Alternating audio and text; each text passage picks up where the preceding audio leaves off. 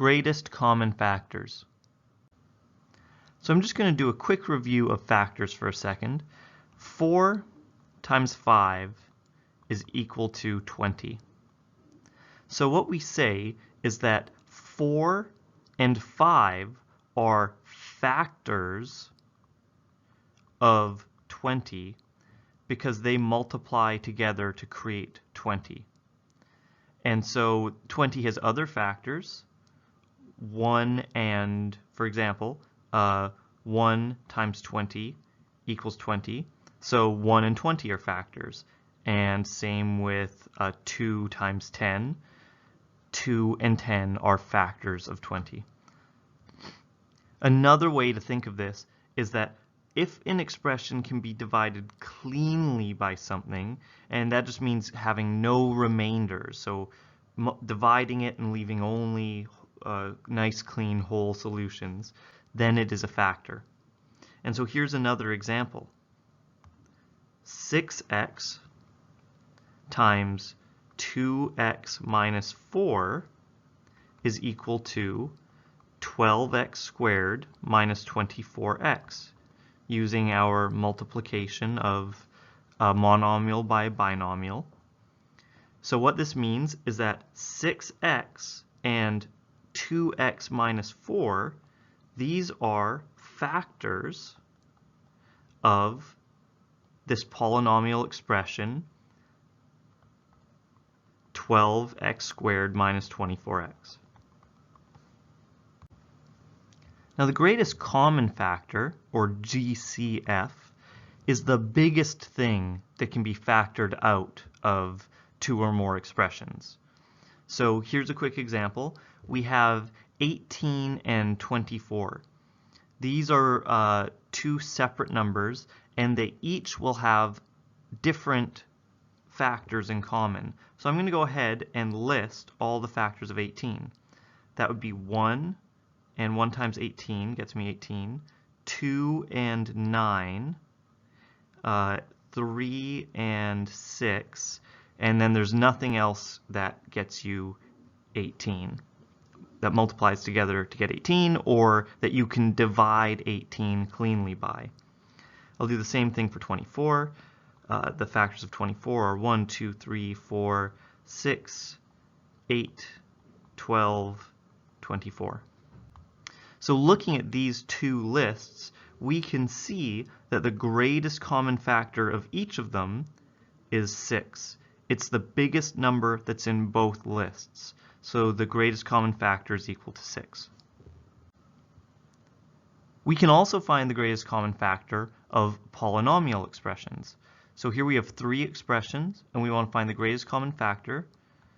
And first, we're going to look at the coefficients. What's the greatest common factor between 21, 9, and 15? Now, if you need to write out the list for each of those numbers, that's totally okay. But one thing we do want to get to is getting some speed in determining the greatest common factors.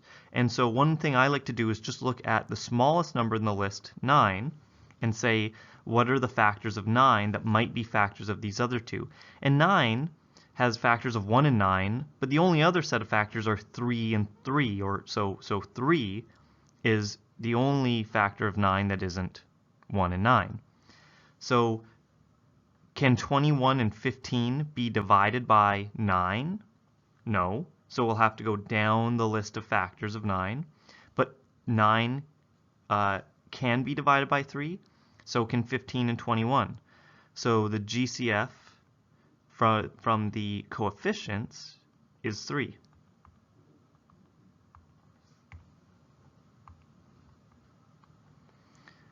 Now we do the variables. So second, variables. And now we're looking at the letter parts, and we want to know what's the biggest thing that each of these can be divided by? And well, the answer is x. X cubed can be divided by x. X squared can be divided by x, and x can be divided by x. So what we're usually looking for is what's the highest, or I should say, what's the lowest power of the variables, because that's the thing that we can divide cleanly by. So in this case, the GCF is equal to 3x. Each of those three expressions can be divided by 3x. So now, let's factor this expression, this polynomial expression. And to do that, we're going to try to find the greatest common factor. So, the GCF of this expression. So looking at the coefficients first, 8, 12, and 20, what's the greatest common factor? Well, I'm going to start by looking at 8. No, those other two numbers can't be divided by 8. But 4 is a common factor of all of them, and it's the greatest common factor that all can be divided by. So 4 from the coefficients. And then for the letters, well, I have m cubed in this expression, m squared, and m. So the only thing that I can divide each of those three terms by is m. And what about the n's? Well, only two of the expressions have n, and the first term, I should say, doesn't have an n. So I can't divide all three expressions, or all three terms, by n. So my GCF is just 4m. So to factor, what I'm going to do is I'm going to write 4m and then put a set of brackets down. And I'm going to basically pull 4m off of each of the three terms. And by pull it off, I mean divide it off. So I'm dividing each term by 4m, and I'm bringing it out front of the brackets.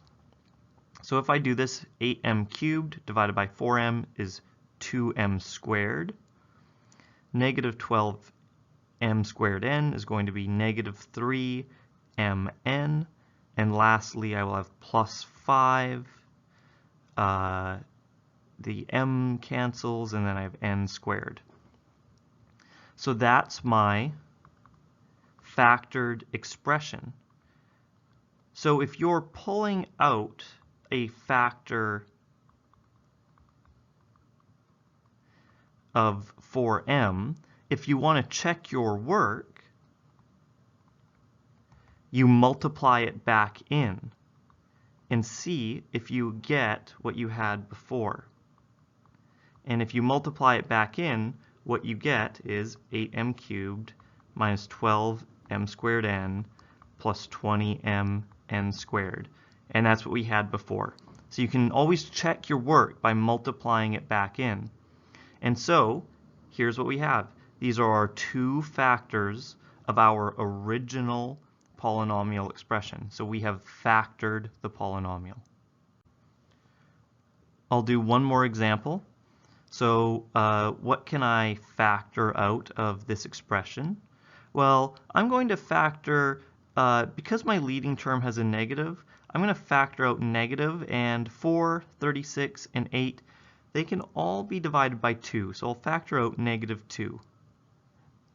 I can also factor out from the letters a squared, because each term has at least a squared in it. So I can divide all three of those by a squared. And what else can I, the b's, the lowest power of b is b to the 6, which means I can divide all three of those terms by that b to the 6 part. And so now what I'm going to do is factor out negative 2 a squared b6 from this expression. And what am I left with? So the first one I'm left with 2a, that's it. And then negative 36 divided by 2 leaves me with negative 18. And then I have just b to the 3. And then plus 4. And my a's are gone, and one single b. So that's what I have left. Oh, but look, I actually haven't factored this completely, because all three of these terms actually still have a factor in it.